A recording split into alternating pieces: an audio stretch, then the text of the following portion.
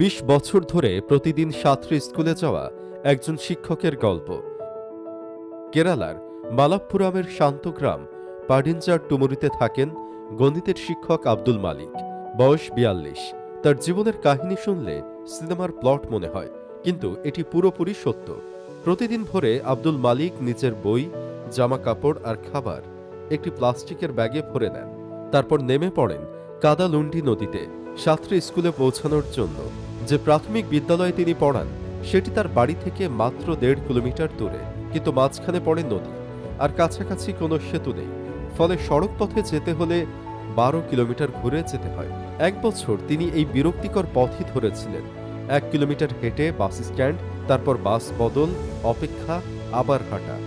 যাওয়া আসা মিলে ৩ ঘন্টার বেশি সময় নষ্ট হতো। ক্লান্তিতে অবসন্ন হয়ে বাড়ি ফিরতেন।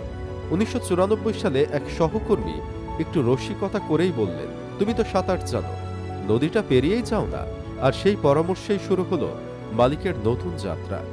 একটি টিউব আর একটি প্লাস্টিক ব্যাগ নিয়ে তিনি সাঁতরে নদী পার হলেন এবং বুঝলেন সেটাই তার জন্য সেরা পথ। ঝড় বৃষ্টির মতো কোনো কিছুই তাকে থামাতে পারেনি।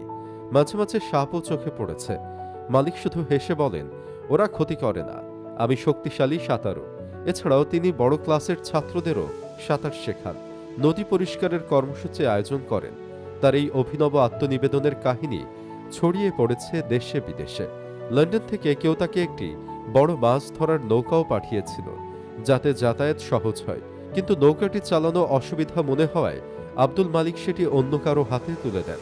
শিক্ষার্থীরা ভালোবেসে তাকে ডাকে টিউব মাস্টার বলে। এত সম্মান, এত গল্পের কেন্দ্র হওয়ার পরও মালিক একই রকম বিনয়ী। তিনি বলেন, আমার বড় কোনো স্বপ্ন নেই, সময় মতো স্কুলে পৌঁছাতে চাই, সময় নষ্ট না করে বাড়ি ফিরতে চাই। আমি চাই ভালো আদর্শ হতে, ছাত্ররা আমাকে ভালোবাসে, এটাই যথেষ্ট। আব্দুল মালিকের জীবন কাহিনী যেন আমাদের মনে করিয়ে দেয়, হিরোইজম অনেক সময় নিঃশব্দেই ঘটে। দিনের পর দিন, বছরের পর বছর একজন মানুষ নিজের কর্তব্য ঠিকভাবে পালন করলেই সে হয়ে ওঠে মানুষের হৃদয়ের নায়ক।